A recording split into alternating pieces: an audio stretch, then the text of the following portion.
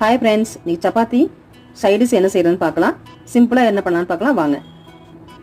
சப்பாத்திக்கு மாவு பிசைஞ்சு வச்சுருக்கேன் ரெடியாக. இப்போ பெரிய வெங்காயம் 2 பெருசாக நறுக்கி வச்சுருக்கேன். ஒரு 3 தக்காளி நறுக்கி வச்சுருக்கேன். தேவையான எண்ணெய், மஞ்சத்தூள், சால்ட்டு, மிளகாத்தூள், கொஞ்சம் பூண்டு. அவ்வளோதான் இந்த டிஷ்க்கு தேவையானது. இப்போ எப்படி செய்யலான்னு பார்க்கலாம் வாங்க.